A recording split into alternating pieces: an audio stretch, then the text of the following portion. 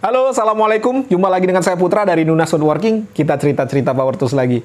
Baik teman-teman, di konten kali ini saya ingin membuat ulasan tentang bor yang paling pas atau yang paling tepat untuk rumahan atau yang kita simpan di rumah untuk kegiatan-kegiatan rumahan saja ya, bukan untuk kegiatan pekerjaan atau bukan untuk ya kegiatan yang intens. Baik teman-teman, tidak usah berlama-lama lagi, langsung saja kita ke pokok pembahasan.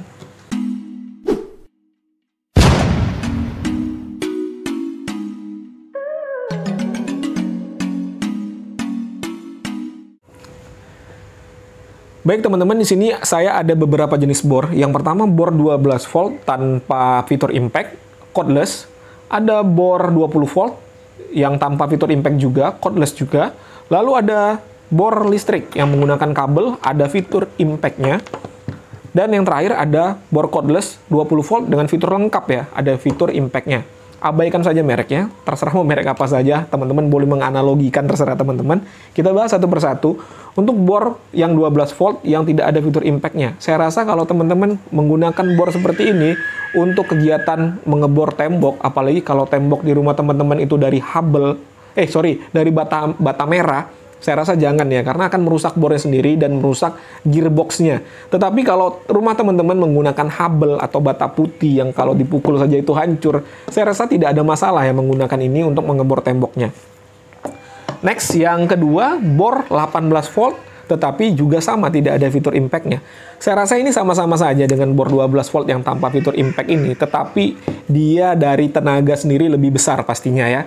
Jadi pada saat kita mengebor itu lebih cepat, apalagi kalau medianya kayu, itu lebih cepat. Kalau media besi juga menjadi lebih cepat, karena tenaganya itu lebih besar dibandingkan dengan yang ini.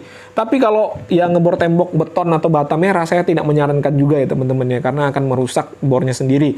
Kalau untuk habel, masih bisa. Oke, di sini saya ada habel ya, ini contoh habel bata putih.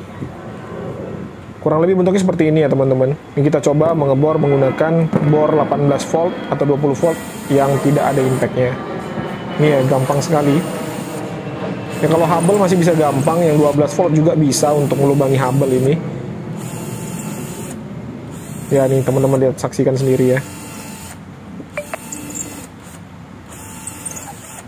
Kurang lebih seperti ini deh. Gampang. Jadi kalau teman-teman di rumahnya itu terbuat dari habel, bukan bata merah, nggak usah beli bor yang ada impact-nya juga nggak masalah. Nih hasilnya teman-teman. Lalu berikutnya ada bor cordless 20 volt dengan fitur lengkap. Bisa ngebor tembok, bisa ngebor kayu, bisa ngebor besi, bisa nyekrup juga. Ada pengaturan torsinya di sini ya teman-teman. Untuk bor ini sendiri, yang model seperti ini ya, yang ada fitur impact-nya, saya rasa untuk mengebor beton atau mengebor bata merah tidak ada masalah, asalkan jangan berkesinambungan atau berkelanjutan. Hanya untuk sekali-sekali saja ya teman-teman ya. Lalu kelemahannya adalah biasanya kalau fitur lengkap seperti ini harganya itu di atas dari yang lainnya. Itu ya kelemahannya teman-teman ya. Next, ada bor listrik seperti ini yang biasa. Ya. Ini 13 mm untuk ukuran caknya. Terus ini tenaganya tidak usah diragukan lagi ya. Kalau bor ini kan langsung dari listrik ya. Jadi tenaganya tidak usah diragukan lagi. Untuk durabilitasnya sendiri, saya rasa ini yang paling awet dari bor-bor cordless semuanya ya. Nggak tahu kenapa, saya dulu punya bor seperti ini juga, murah juga. Mereknya Zender. Kalau teman-teman cari aja, mereknya Zender tuh harganya murah. Warnanya hitam. Itu saya pakai tahunan ya. Saya simpan tahunan, tapi hanya untuk kegiatan rumahan ya teman-teman ya. Dan beberapa tahun ya, udah saya gunakan beberapa tahun, dan terakhir saya jual harganya 50.000 ke orang lain ya, saya jual. Dan itu masih nyala teman-teman, masih nyala ya. Jadi untuk durabilitas sendiri mantap. Terus untuk fitur sendiri saya rasa ini sudah paling cocok lah untuk rumahan. Yang paling cocok itu seperti ini saya rasa ya, hanya untuk kegiatan rumahan saja, untuk disimpan yang sekali-sekali dipakai. Tetapi ada kelemahannya juga teman-teman.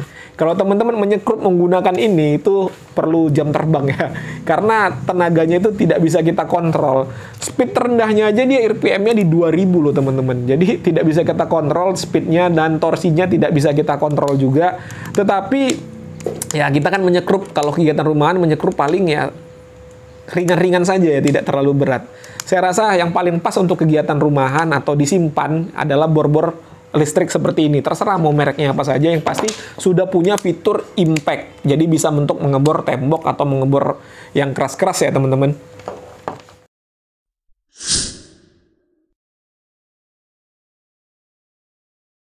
Oke, sekarang saya akan mencoba menyekrup menggunakan bor kabel. Ini 1 inci, ini sekrup 1,5 inci, sekrup 2 inci. Saya tidak menyarankan teman-teman menyekrup dengan sekrup 3 inci seperti ini ya. Pastinya akan sangat sulit dan sering terjadi slip. Jangan ya teman-teman ya. Ini kita set dulu speednya ke speed terendah. Paling rendah kalau bisa. Oke, kita matikan untuk fitur impact-nya, kita matikan dulu supaya tidak berisik pada saat menyekrup. Saya menggunakan kepala obeng dari Makita ya teman-teman ya. Ini 1 inci. Ya, tenaganya kurang ini. Nah, tambah dulu dikit. Ya, bisa. Dan itu terjadi slip sedikit ya. Yang ini 1,5, aman. Dan yang ini 2 inci. Ya. Agak sedikit struggle ya teman-teman ya, membutuhkan jam terbang juga supaya lebih lancar. Ini hasilnya nih, ini kepalanya ada juga yang coel dikit ya, ini dikit, ini nggak ada, aman, yang ini dikit nih. Kita lihat mata obengnya sekarang, ini mata obeng dari Makita, bagus ya teman-teman ya kualitasnya. Nah tuh lihat tuh mata obengnya tuh, lihat tuh, sudah posisinya sudah tidak simetris lagi tuh, ada bengkok-bengkok kan. Nah inilah kalau kita menyekrup menggunakan bor. Kalau tidak mahir, saya nih tergolong yang tidak mahir ya teman-teman ya, jadi maklum lah ilmu saya sedikit ya. Nah ini saya coba menyekrup menggunakan 3 inci ya nih. Ini saya sudah countersink terlebih dahulu, kalau sudah countersink gampang. Nah ini sudah countersink ya, sudah aman, sudah countersink. Tuh, kita coba kalau tanpa countersink yang seperti 3 baut yang di awal tadi. Ini tanpa countersink kita coba. Pasti akan sulit sekali nih teman-teman, karena ya skill saya juga pas-pasan ya. Terus memang bornya ini tuh slip. Nah slip lagi. Susah teman-teman, susah ya. Aduh susah sekali teman-teman. Memang kalau pemula seperti saya ini sangat susah nih, harus jam terbangnya tinggi. Tuh sering slip ya, lama-lama kalau saya paksakan akan merusak kepala sekrupnya ya. Sekarang kita coba menggunakan bor Stanley. Nah, ini bor Stanley. Kita setel ke speed nomor 1. Dan torsi kita buat ke 12 dulu ya. Saya menggunakan mata obeng dari Stanley-nya. Bawaan dari Stanley ya teman-teman. Ini kita coba ke skrup 3 inci. Ya, tuh dia. Agak sedikit struggle juga. Karena memang 3 inci ini tanpa countersink agak sulit ya. Kita coba dulu. Ya. Kurang, kita tambah torsinya ke 18 dulu ya teman-teman. Ya. Ya, bisa ya teman-teman ya. Sekarang kita coba untuk membukanya. Kurang torsinya untuk membuka, kita tambah lagi torsinya ke 20 dulu aja.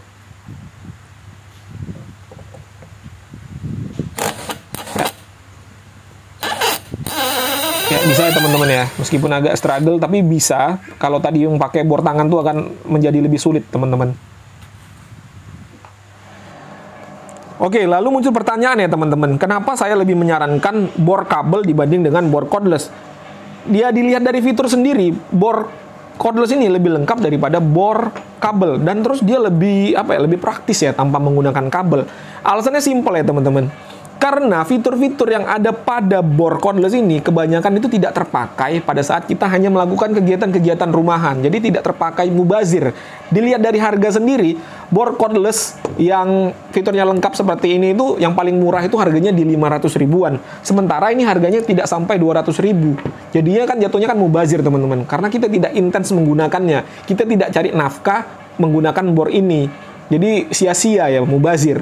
Terus dari sisi durabilitas sendiri, kalau ini menurut pengalaman pribadi saya ya, Jadi kalau bor cordless itu disimpan dalam jangka waktu yang lama tidak digunakan, biasanya sel baterainya rusak, teman-teman. Ini pengalaman pribadi saya. Apalagi kalau teman-teman beli bor cordless yang harganya murah-murah itu.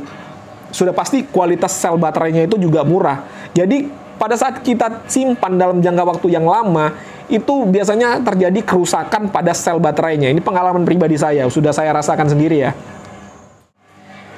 Oke teman-teman ya, itu tadi paparan dari saya, itu berdasarkan pengalaman pribadi saya saja. Saya ini orang yang ilmunya masih cetek ya, masih dikit lah ilmu saya. Ini sekedar share-share pengalaman pribadi saya yang saya alami selama ini bagaimana. Jadi saya menyarankan bor ini, ya karena itu tadi, kalau teman-teman tidak mencari nafkah menggunakan bor atau memang tidak intens menggunakan bor, saya rasa lebih bagus beli yang seperti ini saja, harganya lebih murah, fiturnya juga sudah cukup untuk kegiatan rumahan. Ya sayang ya uangnya ya, lebih baik digunakan untuk yang lain. Tetapi kalau memang teman-teman punya alasan yang lain, ya senang gitu dengan power tools yang fiturnya lengkap atau memang hanya untuk koleksi, itu beda lagi ya teman-teman.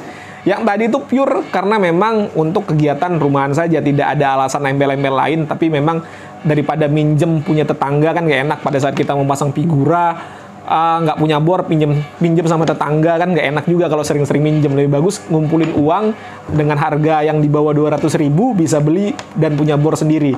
Oke teman-teman ya, kalau suka dengan konten seperti ini silahkan like saja. Jumpa lagi di konten-konten saya berikutnya. Assalamualaikum warahmatullahi wabarakatuh.